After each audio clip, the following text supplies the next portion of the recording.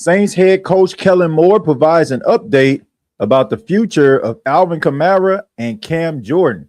And also, former NFL wide receiver Henry Ruggs gets some very unfortunate news. We're going to be talking about that coming up right here on Straight Up TJ. Let's go.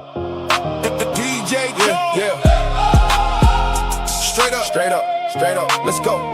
Welcome to Straight Up TJ.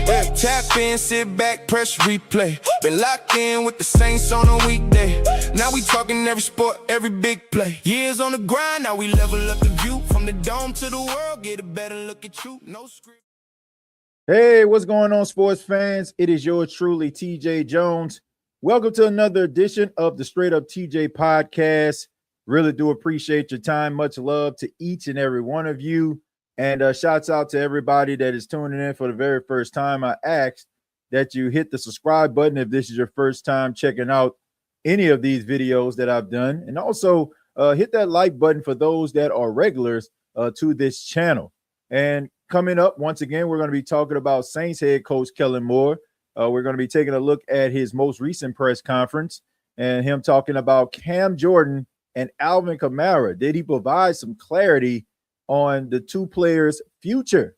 And also, we're going to be talking about an unfortunate situation. Henry Ruggs III denied parole by the Las Vegas Parole Board and how that is going to, I guess, affect his future. But shouts out to everybody in the chat right now. Thank you so much for pulling up. Shouts out to, I see Ben in here. I see Ralph in here. I see Provost in here. Keen Arthur. Shouts out to each and every one of you. Jerry, I see you rolled in here. Thank you all so much, man. Really do appreciate your time. But let's go ahead and get into it, man. Let's talk a little bit about Kellen Moore. Kellen Moore spoke to the media a couple of days ago, and I do apologize. I didn't do a recent reaction, but I do want to talk about this. He spoke to the media after a practice from Saints OTAs, and a lot of people have been concerned about Kellen Moore, commitment to a few players, Alvin Kamara in particular. And as we know, as of right now, Cam Jordan is still an unrestricted free agent, hasn't found the team yet. Some people feel like that is an indicator that he will return to the Saints. But we're going to be breaking down his press conference actually right now, man. But I don't want to waste anybody's time. It was about 18 minutes. We're not going to play the entire 18 minutes, but we're just going to kind of, discuss a little bit of some of the things that he said because, it's not the most exciting press conference in the world. And sometimes, Kellen Moore, he talks, but he really doesn't answer the question. He kind of avoids answering certain questions. And, that's something that I'm like, man, I just wish that, sometimes like you have like these coaches that can be able to like expound a little bit, talk a little bit more about certain situations without hiding them. But nonetheless, I'm going to go ahead and pull this up here. Kellen Moore's press conference, a couple of days ago after OTAs. Oh, yeah. And also make sure that you put in the chat what you're drinking on, checking out this interview. I'm actually drinking water right now, just trying to stay hydrated. I don't know where y'all at, but it's almost 100 degrees out here in South Carolina. I believe it's like 97, but they said it feels like 103. So, yeah, I'm drinking water today. All right. Let's go ahead and get into it. Let's go.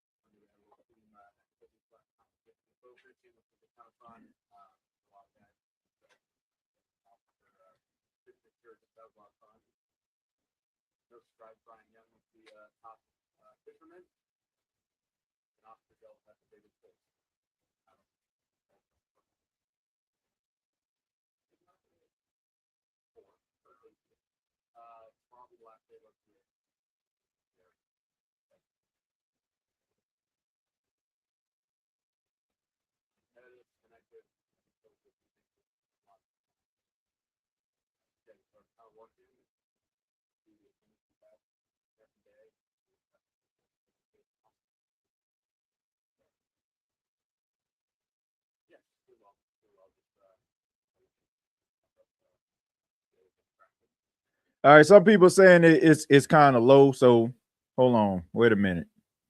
All right, I want to make sure everybody can hear it. I apologize for that. I'm gonna go ahead and pull it up. Give me 1 second. Give me 1 second, ladies and gentlemen. Thank y'all for being here. Going to go ahead and just try to pull it up another way. Hopefully this way everybody can actually hear it. All right.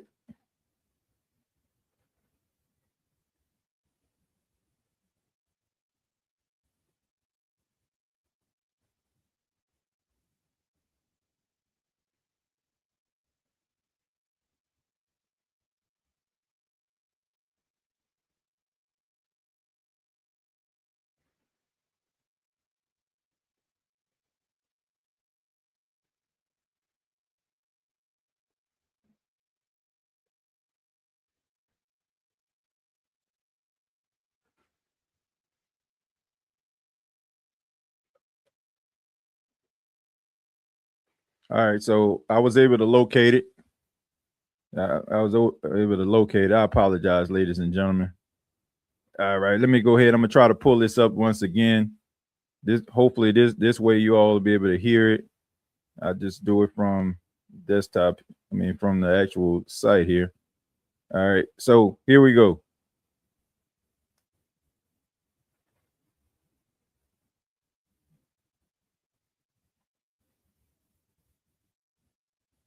So we've had a good week so far. Had a practice on Monday.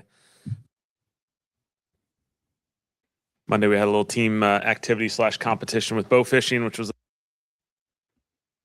I kind of. All right, so having a little bit of fun for a lot of guys. Technical issues on this. So what I do is I go ahead and I just paraphrase some of the things that he was actually talking about. Don't know what's going on with that. I tried to pull it up, but unfortunately, having some technical issues on that. But at the end of the day, Kellen Moore basically was talking about with the question was asked to him about Alvin Kamara and Alvin Kamara, future with the team, and somebody just basically just came out and just said, do you feel like Alvin Kamara will be with the team? And he says, he anticipates that, which is, I mean, a breath of fresh air from these ho-hum answers that he's been giving for the last few press conferences. I don't know if it's because maybe Alvin Kamara showed up. Maybe Alvin was like, had a conversation with Mickey Loomis. Maybe they had like some type of common ground or something like that. So maybe that was one of the main reasons as to why he felt a little bit more confident. And, but there was something that kind of stood out to me in his press conference. I'm just encouraging everybody to check it out.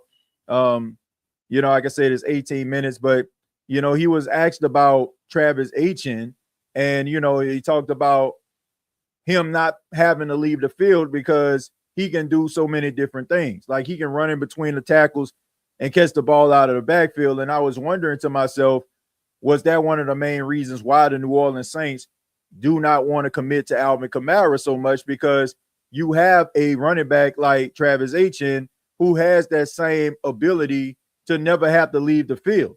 And then on top of that, he's a really good pass blocker as well. He can pick up the blitz, and he's really good at pass protection. So maybe that's one of the reasons as to why the New Orleans Saints were kind of dragging their feet about Alvin Kamara.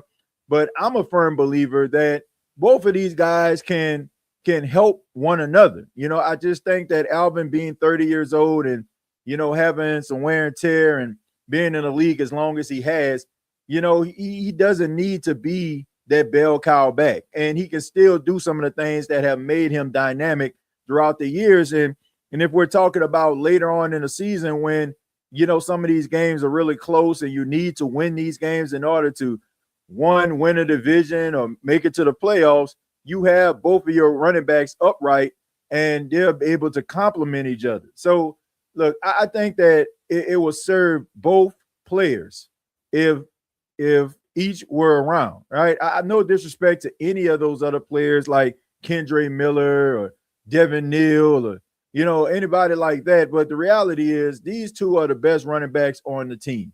And, the fact that Kellen Moore came out and made that type of commitment and basically just said, he wants to see Alvin, as a part of the team. He wants to see Alvin on the field. That's pretty cool, man. It's pretty great that he's making that type of commitment. I'm gonna try to see if it actually loads. I don't know why, for some apparent reason, every time I go live and I try to stream, try to do like something that comes off YouTube, it just starts to buffer for some apparent reason. I really can't explain it. I actually tried to use another platform in order to try to see if I can actually, pull it up, but it just never works out that way.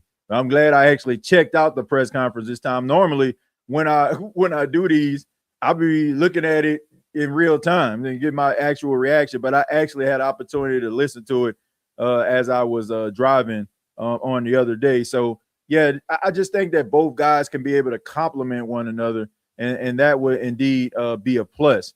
And also just the commitment to Cameron Jordan. The question was asked, will Cam Jordan return to the Saints? Does he anticipate Cam Jordan returning to the Saints? And, he basically said that there was a contract out there and Cam Jordan wants to weigh out his options and he want to see if it works out for both parties. The longer that Cam Jordan is out there, the better chance the New Orleans Saints have at getting Cam Jordan back. I know there are some reports about him returning, to the NFL and maybe signing with the Minnesota Vikings. I don't know how true that is. I really don't know, but I just think that there's a really strong chance that Cam Jordan will return to the Saints. Unless the Vikings, if these rumors are true, unless the Vikings are giving him a contract that's a little bit more than what the Saints are offering, I don't feel like there's a need for Cam Jordan to go to another team because everybody loves Cam Jordan. Kellen Moore even said, he said, we love Cam. And I believe it. I honestly believe that the Saints organization loves Cam Jordan. I really do. I think that, they believe that Cam Jordan is still can contribute to this team. But I just think that the Saints are trying to get younger and maybe Cam Jordan just doesn't fit what the New Orleans Saints are trying to do right now, because it seems like it's a little bit of a youth movement going on with the New Orleans Saints. They're trying to get younger at some of these key positions, not relying so much on some of these veterans that have been around for a long period of time. It's just been one of those situations where the New Orleans Saints are like, if not now, then when will this situation happen? When will we try to turn the page? And this is a quote from the press conference about Cam Jordan. Kellen Moore says, Cam is navigating this thing on a personal side. He said, I thank the world of Cam. We're here to help in any way possible. We know what he means to the organization and this city. So if the opportunity presents itself and he feels comfortable and ready to go, then we'll be ready to rock and roll. So that's a quote from Kellen Moore from this recent press conference. So that shows you that they're still committed to Cameron Jordan. They're still committed to Cameron Jordan. And, I want to see Cam finish his career as a member of the New Orleans Saints. He had 10.5 sacks last season. And, some fans, if Cam didn't have the type of season that he had last year, maybe some fans wouldn't be lobbying for him to return. But it just shows you that Cam Jordan still has something left in the tank. And, I think that he can still be that leader that the New Orleans Saints need him to be. And it's not like you're just bringing him back because, he's just a guy who is synonymous with the organization. You've seen him have 10.5 sacks. Now, I anticipate if Cam Jordan was to return, for him not to be a starting defensive end, unfortunately. I think that they want Chase Young and they want Carl Granderson to lead the charge. But I just can't see Cam Jordan not going into camp and looking like one of the best defensive ends in the game, because that's the way that he's wired. He's motivated by just going out there and showing that he is the absolute best. That's his motivation. And when you have a guy who aspires to be great, it is hard to knock them off that mountain. So I understand why the New Orleans Saints maybe are dragging their feet. They just want to kind of turn the page and maybe lean on some of these younger guys to emerge as leaders. But why not have Cam Jordan on your team if he still has something to bring to the table, and he still can be a leader and a positive role model and influence inside of your locker room with such young players that are trying to learn how to be pros. So we'll stop right there, and I'll go ahead and read some of your comments. And once again, man, I apologize for the technical difficulties. But at the end of the day, I'm glad I actually checked out the press conference so I can talk a little bit about it. I'll get into the fishing excursion in just a minute, though. The opening statement by Kellen Moore about him creating this team camaraderie, I think that is beneficial to the New Orleans Saints. Keen Arthur says, TJ, I agree about coaches expounding on situations, but I also know we praise Sean Payton for keeping certain info in-house because it was need to know. Do you feel player status fall under that? Yeah. That's a good point, Keen Arthur. About him, not disclosing injuries and all that kind of stuff. But no, I'm just saying provide like a level of transparency, not instead of like beating around the bush. I believe that if everybody can see that you beating around the bush, what's the point of beating around the bush, right? Like you not saying that we are committed to Alvin Kamara week after week after week. It's alarming, right? I mean, it's pretty obvious. Like for you to just sit up here and say, yeah, he's a part of the team, or yeah, he's a good depth piece. Like you're basically opening up the floodgates to everybody to just insinuate that he's not a part of the plans. I'm talking to Alvin Kamara. Like if that's not what you anticipate, it's just not what you anticipate. And I just don't. I guess I fall in that category. Like if it's obvious and everybody can see it, then why not talk about it? By you not saying, okay, Alvin is going to be a part of this team in 2026, which many coaches would do at least, right? If they have for example, if they have a quarterback competition and they'd be like, okay, let's just say, for example, people think it's going to be a quarterback competition, but you want this quarterback to be QB1. Coaches will come out there and say, okay, such and such is going to be quarterback number one. That just kills it all together. So it's no longer a competition. So if everybody anticipating a competition, you don't, come out and say it. If you feel like Travis Etienne is going to be the feature back, say Travis Etienne is going to be the feature back. Don't just say, oh, we got a bunch of guys in the room when you just gave Travis Etienne a $51 million contract. Don't try to like blow smoke up everybody behind. Like everybody can see it. And look, I get it because, things are subject to change.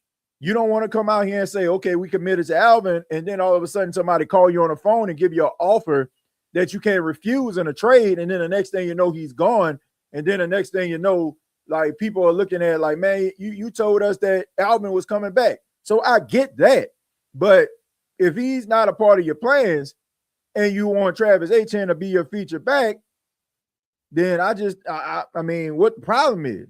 I mean, everybody can see it. Everybody knows what's going on. But just to beat around the bush and be like, Alvin's a good depth piece. No, Alvin is better than a good depth piece. Alvin could be a starter on a lot of teams in the NFL. You just don't treat a player of his caliber like that. I'm just saying. It's all right, TJ. We all tuned in Wednesday. I appreciate that, Jerry. I just wanted to kind of just break it down, man, because I didn't get a chance to do so. But yeah, I appreciate that, man. I apologize for those technical difficulties. Says I agree that both of them can do the same thing. Yeah, I think, and they can help each other. Like, man, if you have more than one guy on your team that can do, a multifaceted of things like that's beneficial to your team. So I don't feel like that hurts anybody. Says hit that like button and subscribe to the Straight Up TJ podcast on your way in. Yeah, man, I would really appreciate if you hit that like button and subscribe button. to help the channel to grow. I really appreciate that. Said, what's happening, TJ? Checking in for a second while at work. Yeah, I appreciate that, Damien. Thank you so much, man. Thank you so much for tapping in. All right, let's see. Happy birthday, Jerry. My birthday is June 26th. Yeah, Jerry's birthday is on June 14th. And how do I know that? Because he shares the same birthday as my brother, Sam, man. Shouts out to him. Yeah, so y'all birthday is coming up real soon, man. So know you got to be excited. I'm actually excited about my birthday this year, man. I'm actually turning 40 in August, man. So I don't really get too excited about birthdays, but the actual fact that I'm actually turning 40, man, is a blessing to me. So I'm excited about that, believe it or not. And I'm not really big on birthdays. Tyree Wilson was a top 10 pick a few years ago, so I think Granderson would have to earn that other end spot, my opinion. Yeah, but I agree with what you're saying, yo, but I don't necessarily agree in that, because of the pecking order of Tyree Wilson. Like, Tyree Wilson may have been a top 10 pick, but Tyree Wilson was traded for a 5th round pick, right? You were a 1st round top 10 pick and you were traded for a 5th round pick. Like, you ain't got no skins on the wall. And also the way that Mickey Loomis was talking about it, it was almost like, we'll take a flyer on this guy, right? If he ends up working out, it's a pleasant surprise. If he don't, then, we can cut our losses. It's kind of like similar to what you would do with a 5th round pick. Like, some 5th round picks will pan out, end up being a part of your team. And then most of the time, like, they're not. It's probably going to be a one and done, a guy who probably goes into training camp, don't make the team on the practice squad. So you're not really losing anything. And I just think that Carl Granderson is the starter. I don't think that the Saints are looking at Tyree Wilson like the Rams are looking at Myles Garrett or something. Like, no, like, this guy was an underachiever, right? I mean, that's the reason why the Raiders got rid of him, because like he wasn't doing what they expected him to do coming out of Texas Tech. I'm not saying that he's bad, but at the end of the day, like, he hasn't proven anything. Not to a point where the Saints would be like, this your job. Sorry, Carl. No. Like, man, it's Carl Granderson's job. If Tyree Wilson gets the job as a starter, that means he beat out Carl Granderson. Shaking my head, I'm not worried about Kamara. I believe he will be here this season. I believe he'll be with the Saints too. I believe that. I think they'll bring him back. But, at the end of the day, I just want to see them commit to this guy like a little bit more. Like, I just think that the way that they talk about Alvin Kamara, like this man out here bouncing around the league or something like that. Oh, he's a good depth piece. Like, I didn't like that. Like, this is a guy who owns like all of the major statistical categories in the history of the franchise at running back, and you acting like this dude like just Joe running the mill or something. Like, this ain't it. That ain't the move, man. TJ, why are so many fans trying to hedge their bets on believing in the team? We can't say we that while complaining about the schedule. You should think we can beat anybody. Well, anyone. Yeah, I agree. I said it, when the schedule came out, I said, do you believe in Tyler Shuck or not? Like, do you believe in Tyler Shuck? Or are you just saying it? Because I think that some Saints fans are like in the middle of a little bit of a dilemma, right? They believe in a team and they think that the team can do good things, but all the while they just tired of being in the basement, right? They tired of wallowing in mediocrity or even below mediocrity. Like, they want to see this team in the playoffs, winning the division, and giving fans something to cheer about. They want to see that, but they want it to happen like sooner rather than later. And I just think that it kind of like meshes together. I think they believe in the team, but I also feel like they just tired of dealing with the same old song and dance they have been dealing with for the last 4 to 5 years. And that's where the problem comes in. But like I said, it's rather you believe in Tyler Shuck, you believe in what Kellen Moore is building or not. Like, you can't on one hand say that the Saints are back. You can't on one hand say the Saints have found their quarterback and all the while be concerned about them going up against some top tier talent. Because regardless, if you think that the Saints have turned the corner, or you think that the Saints are going to fall into the playoffs, they're going to have to play these teams. These are the type of teams they're going to have to play against. They open against the Detroit Lions. I anticipate the Detroit Lions making it to the playoffs. They didn't make it last year, but I don't feel like that's going to happen this year, right? So if the Saints make it to the postseason, they're going to have to play teams like Detroit. They're going to have to play teams like Green Bay and Chicago. They're going to have to play these teams, plain and simple. Like, these are the teams that you need to measure yourself up against to see what you actually have. Everybody's talking about Tyler Shuck and how great he looked last season and how he was able to galvanize the fan base. But with all due respect, they was playing some scrubs.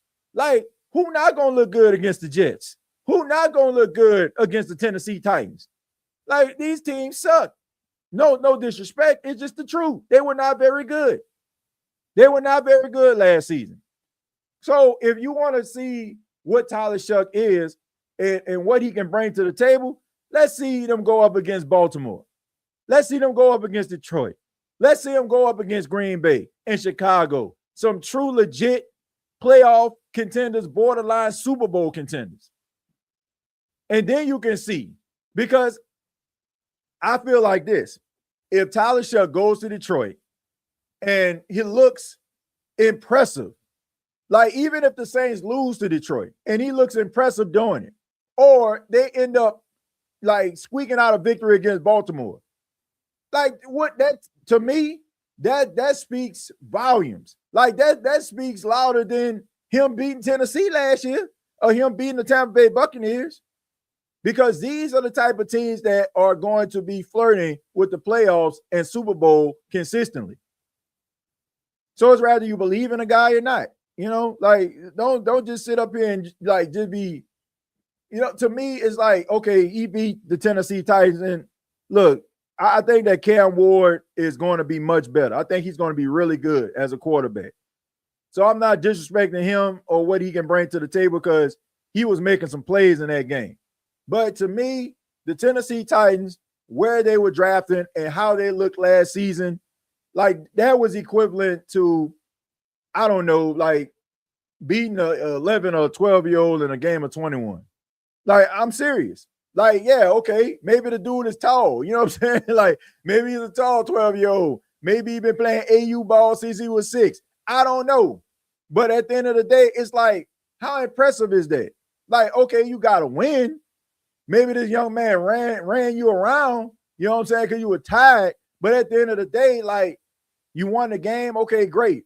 You know what I'm saying? Old man still got it, right? But at the end of the day, if you want to legitimize yourself, make yourself a legit contender, you know what I'm saying? Like, you got to beat these teams that's going in the right direction. Not some team that just sitting up there like just, you know, like, man, just flirting with the Arch Manning sweepstakes, you know, like, nah, that ain't it. My birthday in November, I'll be 32 years old. Yeah, man, that's great, man. Look, another day under the sun. You know, like, shoot, and man, life just goes so quick, man. Because I can remember, like, I just used that analogy about being 11, 12-year-old. I can remember being 11, 12 years old, man. I can remember that. I don't know, Dalton. That's what's annoying about it. Casual fans are becoming a loud minority. I think we got to be careful too, King Arthur. I think we got to be careful, my guy, because I think sometimes when we spend time on social media, we feel like that is the majority of how the fans feel. But, you know, like, man, we got to get the pulse of the Who Dat Nation outside of that. And I know, like, if you stay in like different places that may not be Louisiana, Gulf Coast, or areas where, you know, the Saints are the dominant team, we have a tendency of maybe like looking at it like, okay, all the people that I come in contact with, they feel this way. But I don't think a lot of Saints fans feel that way, where, you know, they don't feel like this team is trending in the right direction, or they're afraid of the schedule. I just think that you have a a loud, okay, because we live in a technical world, where technology reigns supreme, and for the most part, the loud, boisterous people that have something to say, they're going to tweet consistently. They're going to make TikTok videos consistently. And sometimes their voice is going to be a little bit louder than some people that may not feel that way. So I don't think a lot of Saints fans feel afraid of the schedule. I think that they are looking at this as a test, right? I mean, if you can't beat some of these teams or hang with some of these top teams, then where are you going? What direction are you trending in? By Alvin showing up to OTAs, it puts the pressure on the coaches. Alvin playing chess and the team playing checkers. Yeah, I mentioned that, man. And he was only there for a day, but I really just think that he just showed up to like kind of press the team and give them, and maybe having a conversation with Mickey Loomis. Maybe, he talked to Mickey Loomis. Maybe they came to some type of understanding, because, even though, I still feel like, Kellen Moore could have said a little bit more. It was a little bit more transparent about his take and his feelings about Alvin Kamara than it was, when they were asking him when OTA started. So that's a plus. No matter what, we need pass catching running backs. Well, Travis Etienne can do that. Devin Neal can do it. You got some guys that can catch the ball really well. What's the word on Xavier Harris? I haven't really heard anything about him. I know he was dealing with an injury and stuff like that. And I look, this guy is talented. Like, Xavier Harris is talented. I think if you watch SEC football, like you watched him at Ole Miss, you know that he's talented. His biggest issue were off the field issues, like staying focused. And, man, sometimes, man, being in those smaller towns, and, man, if you were like a college athlete at some of these schools like Georgia, Alabama, LSU, man, everybody like loves you. Everybody like sings your praises. Like, man, sometimes it's hard for you to be able to focus and be able to do some of the things that you need to do in order for you to stay level-headed. And, I think that once you go into like an environment where you have more mature guys on the team, guys that are veterans, guys that got families, you can wrap your arms around this young kid and keep them focused, but I just think that was the biggest issue. Like, if we are talking about no off the field issues, no problems whatsoever, Xavier Harris probably would have been a late first round, early second round pick. He has that type of talent. So as long as he stays focused, I think he'll be okay. I definitely feel like he will make the team. Like, he has that type of talent. He just has to stay motivated. He got to stay focused. And most importantly, stay out of trouble. Here's my bold prediction. The Lions ain't making the playoffs. I mean, it seems like they're trending in that direction since Ben Johnson is no longer there. Ben Johnson leaving left a huge void offensively. I believe they had Johnny Morton as the offensive coordinator last season, and then he got his offensive play calling dude is taken, and Dan Campbell started calling plays. Now they got a new coordinator. I don't know, man. It's a different beast, man. When you got Ben Johnson leaving, going to the Bears, he had that team rolling, and you also had Aaron Glenn as your defensive coordinator. So both of these guys are head coaches. So they left, they left a huge void. So, I mean, who knows, man? They might end up taking a step back.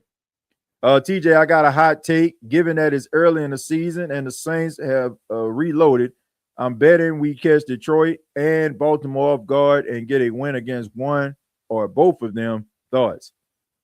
Yeah, man, look, I don't think that's out of the realm of possibility. I mean, everybody's like picking Baltimore to be, a Super Bowl favorite. I was actually looking at an article today that said that the Baltimore Ravens should be a Super Bowl favorite. But look, you don't have John Harbaugh there anymore, right?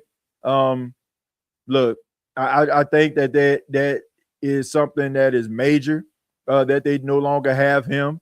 I think that a guy who has been around as long as John Harbaugh has, and Baltimore has generated a lot of success.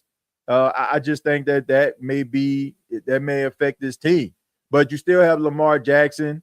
You still have some talented guys on this team. You still got Derrick Henry as the running back. Still got Zay Flowers out there. You got some talented guys. They got Elijah Surratt out there. You got Mark Andrews.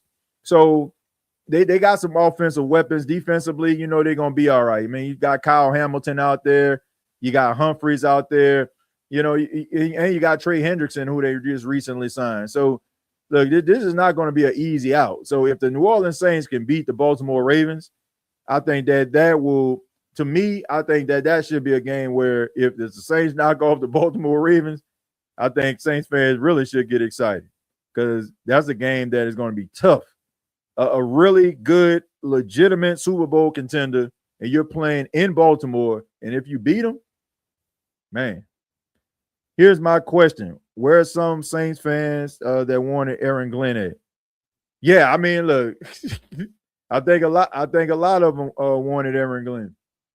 I mean, at one time, you know what I'm saying, I even flirted with the thought of, Aaron Glenn coming to New Orleans. But look, you win some, you lose some. Sometimes you're going to end up sounding like the most correct person in the room, and then on the other hand, you may not look that good. To me, I think that it's not the fact that I feel like Aaron Glenn is a bad coach, okay? I just think that New York is a different beast. And it takes a special type of coach to coach in a big market like New York. Like if Aaron Glenn was in a smaller market, let's just say if Aaron Glenn was the head coach of the Arizona Cardinals or something, I don't think he would have that type of pressure on him as he has in New York. New York expects for you to thrive immediately. They ain't trying to hear your excuses, right? Arizona, okay, man, we want nothing, no way. You know what I'm saying? Man, we at least we got this going for. We looking at the glass half full out in Arizona. But in New York, no. Right? They try to find reasons to toss you up out of there. You could be the nicest guy in the world, best coach in the world. They're going to try to find reasons for people not to like you for some apparent reason. I don't know why. I don't know if people ain't got nothing to do or that's just the way that just journalism rocks in New York. I don't know. But it just seems to me it takes a special type of coach. It takes a special type of player in order to be a representative in the state of New York. And especially in the city of New York. You got to be different. You got to be wired different. You got to be built different. If you don't have those qualities, then they're going to eat you alive. So I don't know, but they're going it hasn't been I believe this though. If he don't get it done this year, he out. I was shocked they gave him another year. Dalton, they quiet now. Yeah, man, but I don't think he's a bad coach. I just don't, I just think that New York is not the ideal spot for a lot of people. But can Devin Neal play third down back? Absolutely. Man, yeah. Devin Neal can play, man. If you look at some of them games that Devin Neal was playing in, he was better at the blitz pickup than Alvin was. He was putting linebackers on the ground. He's good at at the blitz pickup and stuff like that. And as a blocking running back, you know what I'm saying? Man, he's pretty good. So yeah, he was a couple of plays where I seen him blocking really well, picking up the blitz. We will see Gibbs, but no Montgomery. Yeah, I mean, but look, Jahmyr Gibbs has shown that he can be that featured back. I think they still need to bring somebody, bring somebody in to be that change of pace back. I think that David Montgomery helped them out a lot. You know what I'm saying? When he was out there running the ball, I think that they complemented each other, kind of similar to Mark Ingram and Alvin Kamara. Right. But I'm not in a business of, just having a guy, oh man, he good. You know what I'm saying? Oh, he good. So let's go ahead and just have him just running, you know what I'm saying, every single time 30, 35 times. But, the good thing about it is, he got some help, man. I mean, now he has Isaiah Pacheco, he coming over from the Kansas City Chiefs. And Pacheco, he's no slouch. So that's a good 1-2 punch. Pacheco is a physical run. He's not the biggest running back that you ever seen, but he runs with a lot of physicality. I believe he's like, they say he's 216. I don't think I believe that. I think he's probably like around 205, 210. He doesn't look like he's a 216. But yeah, he's a physical guy, and I think that he'll be able to complement Jahmyr Gibbs pretty well, and he can catch the ball as well. I just think Aaron Glenn should have stayed as the Lions DC. Well, the good thing about Aaron Glenn, like if it doesn't work out as a head coach, Dalton, he'll end up, getting another coordinating job because Aaron Glenn is a good guy. Actually met Aaron Glenn at the NFL Combine this past Combine, man. He's a good guy, man. I met him and Chris Banjo. So he's a good guy, man. And like how you just walk past somebody, you just introduce yourself, and you think, okay, man, just keep it moving. He actually stayed there and was talking. He was like, what you here for? And I'm like, man, I'm just here covering the Combine, the Saints and stuff like that. I was telling him I remember from his time with the Saints, and I told him good luck. So yeah, man, it's a good man. He could have just curved me or whatever like that, but he stayed there to ask me a question. I'm like, okay, thanks. But and then Chris Banjo was like, man, I gotta get my coach up out of here. So but at the end of the day, man, Chris Banjo just looking out for his coach. But yeah, man, I'm rooting for Aaron Glenn. I don't know if the New York market is a good spot for him though. Cool Sports, thank you very much for the $4.99. Says Kellen Moore may prove to be Sean Payton's, but we will see. Sean Payton-esque, I guess you're saying. He said, but we will see. I think we can contend for the South, even though that's not saying a lot. I don't think that Kellen Moore is Sean Payton-esque at all. And that's not a bad thing. Like, Sean Payton was a tyrant. Sean Payton was meticulous about everything. He was anal about a lot of stuff, but that's just who he is, right? Saints fans don't need Kellen Moore to be Sean Payton. Kellen Moore can be Kellen Moore as long as what Kellen Moore is building works, right? I think that sometimes, like, when we find success, we try to find something that matches that success, that looks like that success, that resembles that success. Like, rather it's the way that person talks, their mannerisms, the way that they deliver, certain news, the way that they talk to the media. But everybody's different, right? It doesn't mean that just because, Kellen Moore not cutting off the media and like, next question, doesn't mean like, he's not a good coach. What the Saints need is just somebody that's going to put the team in the right position to succeed. The way that Kellen Moore coaches this team is completely different. And if you're a Saints fan, you should be okay with that until you're not okay with that, until he proves that what he's doing isn't working. But I like Kellen Moore. I think that he's a breath of fresh air. I think that his personality isn't like boisterous, but it's not to a point where Saints fans can't get behind him. It's more like with Sean Payton. It's like Sean Payton, okay, he's that general that's out there at the front, right? He's out there at the front, and it's like, man, what you gonna do? And be like, man, what you gonna do? Man, you don't see all these people behind me? That's Sean Payton. Kellen Moore is more like, hey, man, you know what I'm saying? Like, Kellen Moore is that guy that everybody likes, right? Doesn't bother anybody. If somebody tries to like pick on him or something like that, be like, hey, man, hey, bro, leave my boy alone, right? It's like he's like that guy that the streets know not to touch, right? You know what I'm saying? Like, man, leave this dude alone. That's the type of energy he comes with. But that doesn't necessarily mean it's a bad thing, right? If Kellen Moore like just continues to build this team and we start to see like improvements in different areas that were lacking over the last few years, nobody's gonna have a problem with Kellen Moore. I don't want Kellen Moore to be Sean Payton. I don't want Tyler Shuck to be Drew Brees. I mean, you got to be able to run your own race, right? when you try to catch this guy and catch that guy, like, man, you're gonna put all of these different thoughts in your head, and it might lead to doubt because you're chasing ghosts, right? I mean, Drew Brees has done stuff that, like, what the NFL been around about 100, 300, 4 years.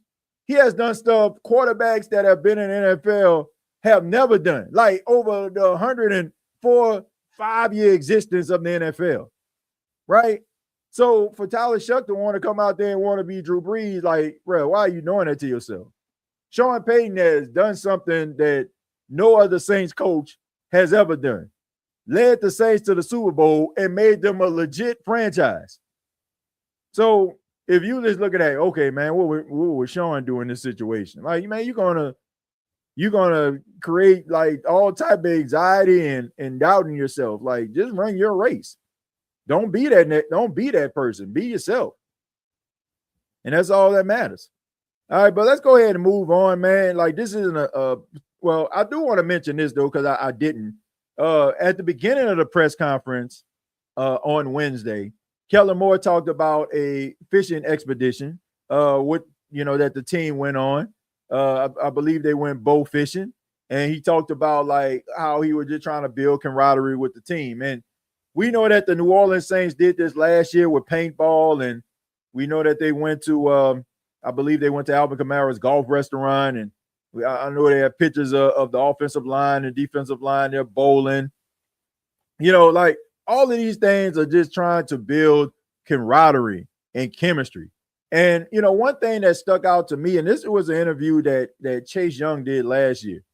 And he said, normally, I'm on a team and, guys are just out here. They just, we get together and we just try to reach that common goal. He's like, but I started looking around. He's like, man, I really mess with these guys. Like, I really talk to y'all. Like, I really deal with y'all like that. And he talked about like the atmosphere and the chemistry that this team has. And that kind of stuff goes a long way. Like, it's different when you just fighting alongside somebody that you don't know and fighting alongside somebody that's your brother or your sister. Like, it's a different level of energy. You're not just fighting for yourself. You're fighting for the person that you love, the person that supports you, the person that is your blood. And these guys aren't connected by blood. Well, unless you're like the Terrell brothers in Atlanta or something. But for this particular team, everybody's connected because everybody is trying to reach that goal, which is a victory every Sunday and trying to win a division. And you build that by guys being able to talk to each other, not just on the field, but off the field. Establishing relationships, right? Understanding and learning about people's cultures and backgrounds and families and stuff like that. And when you do that, it's like it's a completely different type of love, man. It's a completely different type of energy. And I like what Kellen Moore is trying to build. I like what he's building. I like that he is putting so much emphasis on guys like learning about each other off the field. And I think that's going to translate to what they do on the field. So if his methods are correct, then I expect for the New Orleans Saints to be in some games they probably wouldn't be in 2 years ago, right? Because they're actually fighting for one another. It's a different type of energy, man. Says, you right, I don't disagree, LOL. I didn't necessarily mean personality-wise or coaching style-wise.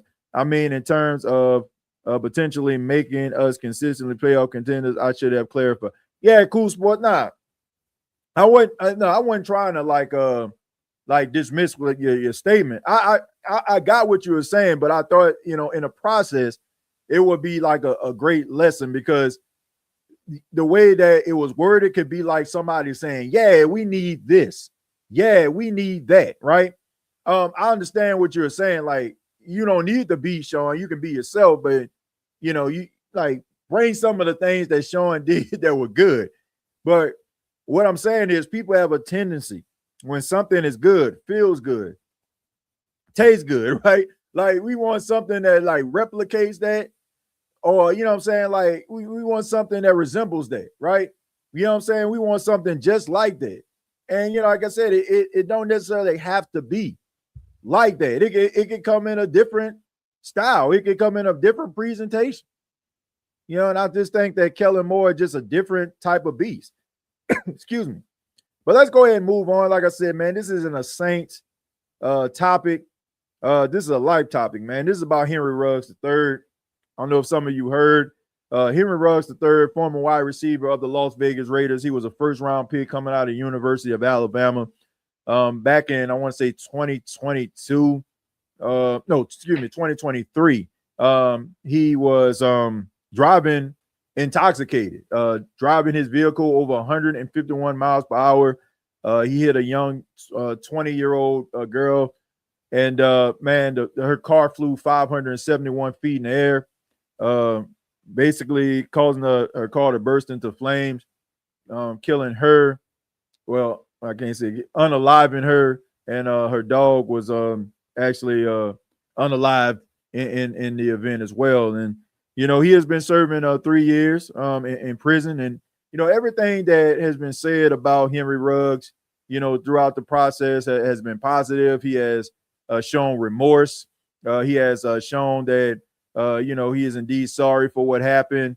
He has been going around to different schools and in different type of different functions and stuff like that, and just telling his story. And he's very remorseful about it, right? But unfortunately, he was up for parole and he was denied. Now he is serving a sentence that is 3 to 10 years for the homicide. And right now, this time around, he did not get parole. Now he'll be eligible for parole once again, I believe in May of 2027. So that's very unfortunate. Now his lawyer spoke a little bit about it, said when he talked to the parole board, he wanted them to look at Henry Ruggs as a person, not evaluate him as a celebrity or a person that is high profile. And you got to believe they took that into consideration. Now you got to think about it, folks. Like, if there was a regular Joe Blow on the street, would they have been denied parole as well? Probably would have. And and let's just be real about this. He was driving intoxicated, right? That's something that can't be disputed. I mean, it was his blood, blood alcohol was twice the limit that is for you to be driving anywhere. Dude, he was so drunk, you could make an argument that he shouldn't even been walking. But you're serving 3 to 10 years in prison. Some people say that's a slap on the wrist. Like, you think about a person that actually did a crime and they did the same thing that he did. They probably would be serving the rest of their life in prison. Now, I'm happy that this young man is, seemed like he has turned a corner. But this is the reality of life. Like, sometimes saying I'm sorry isn't good enough. Sometimes you got to continue to work towards that. But the good thing about this is, in his case, is that if he is approved for parole next year, he'll be like 28 years old, and he still might have a chance to be able to get back into football. I mean, I don't know what type of shape he'll be in. I mean, he'll have served at least 4 years in prison. And, Henry Ruggs, if you ever watched him play, I mean, this guy was a burner, right? I mean, he'd get behind the defense, but we're talking about a guy that hasn't touched the football in 4 years. Now, I don't know what type of deal they didn't struck where he can actually exercise, work out, and keep himself in shape. But at the end of the day, this still is an opportunity for him to be able to get back into civilian life and maybe, get another shot at the NFL. But he's doing all the right things to be able to, get himself back on track. I think that a team will give him an opportunity based on some of the actions that he has shown while he has been incarcerated. But, no matter what happens, no matter how sorry you are, unfortunately, can't get the young girl's life back. And, he has to continue to, to pay for the crime that was committed, man. It's unfortunate. I feel bad for both parties because this was a young man with so much promise. Like I can remember, this was back in 2020 when Henry Ruggs was in the league, right? I can remember Monday Night Football, and some of y'all Saints fans out there, y'all probably want to turn this off by now, but y'all remember that game where the Saints played the Raiders, and I mean Darren Waller just lit up the Saints. I mean, but Henry Ruggs was out there making plays too. I think he had over 100 yards receiving or close to it, and that was his rookie season, man. And he showed that he can be special. So it's unfortunate, man, that you had everything ahead of you, right? You could have been a seasoned veteran around this time, maybe on your second contract, maybe getting that generational wealth. But one bad decision, like, can cost you your entire life. And I hope that a lot of these young players are mindful of this situation. Like, you feel young, you feel undefeated. Like, you wake up one morning, like you have millions upon millions of dollars in your bank account. I remember one time I was talking to this NFL player, and he was like, man, I can remember, he said, before I got drafted, he said, man, I had $327 in my account. He said, then you wake up, he's like, after you sign your contract and stuff like that, he said, you looking at millions of dollars in your account. He's like, it's insane. Say it's insane. Like, to go from that, like to actually seeing that. He was like, and you're 21, 22 years old, and they expect for you to make decisions like you're in your late 30s or 40s or something. It was like, but that's not the case. But I just hope that a lot of young NFL players, a lot of young athletes can learn from the situation with Henry Ruggs and, learn from his mistakes. And like I said, he has been doing a really good job at trying to resurrect his life and trying to rebuild his reputation. But it's going to take a little bit longer as he has been denied for parole, man. But it's very sad stuff, man. Very, very, very sad stuff. But that's life sometimes, man. We make some bad decisions. Sometimes those decisions cost us. You mean the team from Georgia? Yeah, that team. What's up, TJ? I'm just getting in. Yeah, we talked a little bit earlier about Kellen Moore and his commitment to Alvin Kamara and possibly Cam Jordan coming back. He spoke about that at Wednesday's press conference. TJ, I'm calling it now. Both Jordan Tyson and Chris Olave gets 1,000 yards this season. Oscar Del flashes. Barry Brown is the biggest part of the offense than we expect. That he returned 5 punts for touchdown. Man, that's a lot. This man flirting with that's Devin Hester territory right there. I don't know, man. If he can get at least 2 or 3, I'll be excited. But 5, man, you get 5, man. Shoo, man, you doing something out here. But look, man, I hope that that ends up happening, man. But if you have like 2 receivers over 1,000 yards, man, you better be making the playoffs unless your defense just god awful. Which leads me to my last point here. I switch up here, which leads me to my last point. Now, I've been looking at a lot of OTA information out there, and I believe Nick Underhill of New Orleans Football kind of talked about OTAs being, quote, the Tyler Shuck show. I mean, that's a great thing, I guess, but on the other hand, I'm looking at like, why is he shining? Like, because you got to think about this, folks. Is Tyler Shuck shining because the defense is trash, not looking good, or is it the fact that Tyler Shuck has turned the corner to a point that even though the defense looks good, they can't stop him? Like, I will hope that it's the latter, because you want to see Tyler Shuck making plays, but you also want to hear about the defense making some plays as well. Now, I am hearing about Kool-Aid McKinstry stepping up and being that leader, and Quincy Riley and all those guys, like they're falling into that leadership role, and that's great. And it's good to hear that Tyler Shuck is making plays. But, I mean, I hope it is not because the defense has taken a step back. Okay? So that's what I'm saying. Like, I mean, I don't know. That's the way I'm looking at it. What y'all think about that? Like, are you looking at like, okay, Tyler Shuck and being impressive in OTAs, y'all looking at it like Tyler Shuck has turned the corner, Tyler Shuck is building on that momentum that he had last season, or should we have a cause to pause because maybe the defense isn't where it needs to be? I mean, I like I said, I just hope that is because Tyler Shuck just about to take the league by storm. I hope. Says top 2 Saints podcast and not 2. If I appreciate it if you're talking about my podcast. I appreciate it, man. I appreciate that. But yeah, man, that's something to think about.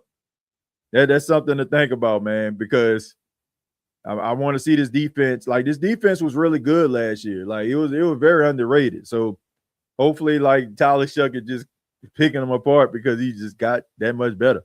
TJ, got to mention that Olave and Tyson aren't participating at the moment, and Shuck is still making plays. Barry Brown, Kevin Austin is making plays, and so is Vele.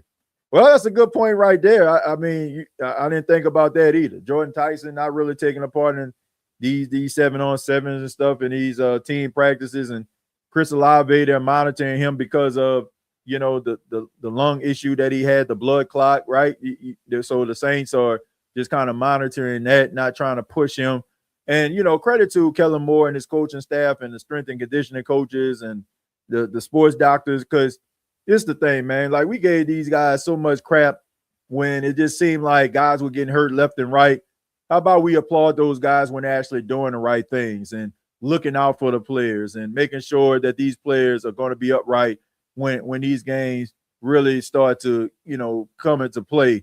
So, you know, they're really like monitoring these situations. But the fact that he's out there making plays with these young guys and still looking good doing it, well, I guess you got to look at it from a positive standpoint.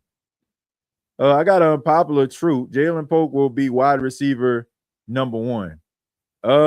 Wide receiver number 1? Wide receiver number 1. Haven't done this in a while. Hell no. To the no.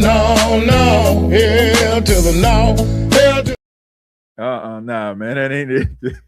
Look, I like Jalen Polk. I just did a short video about Jalen Polk, about what I feel like Jalen Polk can bring to the table. I'm all for Jalen Polk, like, but I compare Jalen Polk to Lance Moore. Like, I think that he can be the Saints Lance Moore, and that's not a bad thing, right? Everybody know that Lance Moore was like a 500, 600, 700 yard receiver, you know, like throughout his career consistently with the Saints. And ain't nothing wrong with that. Ain't nothing wrong with that, right? I mean, at the end of the day. But being a number 1 receiver, I don't know about that, man. Now, if this does happen, I will be glad, Monster, to come back on here and be like, Monster called it. Jalen Polk is the same number 1 receiver, but I just don't see it. I think that he will be a contributor. I think that he will be like I said, a Lance Moore type wide receiver for the Saints, but a number 1 receiver, nah, I think that ship has indeed sailed. I think that's sailed. I'm going to take a few more and then we can go ahead and get up out of here. Says if Odell can get a shot, give Mike T a tryout. I mean, I think that Michael Thomas' days in NFL are over. I think Michael Thomas is probably like 33 years old right now. And, you know, despite what Odell Beckham Jr., like, I mean, whatever people may think about Odell never like really like put himself out there to a point where it was just like, man, this guy is just like, this guy just off the chain. Like, he did some silly things. Like, we all know about the whole Josh Norman thing, let him get in his head and him knocking over the net. And I mean, the kicker net and all that kind of stuff, being overly emotional. But you never really heard him throwing his team under the bus. You never really seen him like really going at coaches. And that's like a huge no-no, right? Like, Michael Thomas, you know, has done some things that a lot of people feel in NFL circles are like cardinal sins, like breaking a fourth wall, so to speak, like going after the quarterback when you're still on the team, going after the coaches, like, you know, like that kind of stuff right there. Like teams are like, yeah, I don't know about that. That's why I feel like even though people are talking about Brandon Ayuk, like I don't know if people will give him a chance. Like, I mean, you going at the 49ers like that and calling these guys out, teams are going to be like, well, what happens if you get upset with us? Are you going to do the same thing? So I don't know. I think that it has a lot to do with some of the things that Michael Thomas did on social media, and I'm glad that he's not on it as often. Like you don't really hear him like on social media as much anymore. But I just think that teams kind of look at that stuff and be like, if they can't like control their emotions and they run into social media like that, I don't know if we want them in the locker room. Like with Odell, like you don't really get that from him. Like I said, you'll probably get some on the field dancing or something like that, and he has like this superstar quality about him and got this rock star type personality. But other like that's just the type of stuff that just helps you build your brand. It's not killing a team. That's wild because I didn't think Jalen Polk would even make the roster. Yeah, I think he's gonna make the roster. I think he'll make the roster, man. He's being blackballed basically. Yeah, basically he is. Like that type of energy, like teams don't like they don't value that type of stuff. Like a lot of things, like you'll be like, man, this guy here, man, getting trouble off the field. How he got a job again? But when you start like talking about the organizations and talking about who doing what, and you know, like and personal stuff that only within the organization they know, like team organizations look at that kind of stuff real serious. Like it's crazy. Like an organization will give you a shot if you did something that some people would consider flagrant off the field, like before they would if you do something in-house, because they don't want that, right? Because they don't want people to know that. They want to be able to control the narrative. They don't want you to be like running the social media, letting people know what they're doing within the organization. Like if from a personal perspective, do I feel like Michael Thomas should have got another shot? Absolutely. Like Michael Thomas would have been flirting with the Hall of Fame if he didn't get his career derailed in that game versus Tampa back, when he messed up his ankle. He probably would have been flirting with the Hall of Fame. I mean, he was already Offensive Player of the Year, right? He still has the record for most receptions in a season with 149. So this man was on a trajectory of not only being a really good receiver, but a Hall of Famer. After Mike T got that $100 million contract, he started to change, TJ. Yeah, man. Guys kind of told the line, like when they got that first contract, and maybe they'll get a little bit more opinionated with the second contract because now they got that, what you call that FU money. But, I think that, to me personally, I think that Michael Thomas knows that injury like derailed his career, and I think that it upset him. It upset him to a point where it's like, man, I'm cruising right now, man. I'm about to reach my destination in no time, and then the next thing you know, like the tire blow out on the side of the road, right before you about to hit that exit that's gonna get you to where you need to go, right? Just completely dampers your plan. And I do think that he was a little bit upset about that. And, him coming back and not having Drew Brees anymore and, not having that chemistry with the quarterback that helped you in a lot of ways, become the superstar that you are. I think that, that made him upset as well, because Derek Carr wasn't the type of quarterback that he felt was going to help him be able to bring him back to that classic Michael Thomas. But I just think that he was just upset, justifiably so, man. Like, it's unfortunate, it's unfair, right? I mean, something like just as simple as like your teammate basically running behind your leg and, and your foot getting caught in the middle, like, and just mess up your entire career. That's unfortunate, man. But I don't think, like, honestly, I really feel like he wouldn't have been an issue. He wouldn't have been an issue if that wouldn't have happened. Like, he's wired different, which there are a lot of people like seeing that. Like he's wired really differently. But that's what made a lot of people love Michael Thomas, because of the energy that he came with. Like the energy that people are saying like was his downfall because he got the money was the same reason why you end up loving this guy, because he had this undying like drive to succeed and be the best. And if you look at Michael Thomas, like it was pretty impressive, because Michael Thomas wasn't the fastest, he wasn't the strongest, right? But he just used the God-given talent that God gave him, and he became a damn good receiver in the process. Like Michael Thomas would have been in the Hall of Fame, like been flirting with the Hall of Fame, like in my opinion. Like Woody would have been going into his 11th season. Like Michael Thomas probably would have been in the Hall of Fame, but such is life, man. But he definitely should be in the Saints Hall of Fame. I think that they're going to have to be some bridges being mended, but he definitely deserves to be in the Saints Ring of Honor. Like I know he only played for the Saints for a short period of time, but like no Saints wide receiver made an impact, the type of impact that Michael Thomas did, like so early. Like Marcus Colston, you can make an argument for him, but even with that, like Michael Thomas would have been, better than Marcus Colston. He would have shattered all the wide receiver records. He would have shattered all the wide receiver records. But such is life once again. But thank you all so much for checking out the Straight Up TJ podcast. Really do appreciate it. Much love to each and every one of you. Shouts out to you. Be sure to follow me on X at TJAY Jones 8. Also, check out the Sleeper Saints podcast. We put out a weekly podcast every single week. And shouts out to everybody that's been checking out the podcast, the positive feedback. Thank you all so much. I really do appreciate that. Make sure that y'all subscribe to that channel, man. We're trying to grow it. We probably had like 140 subscribers right now, which is, to me, it is great based on the fact that we only had like 7 videos with this.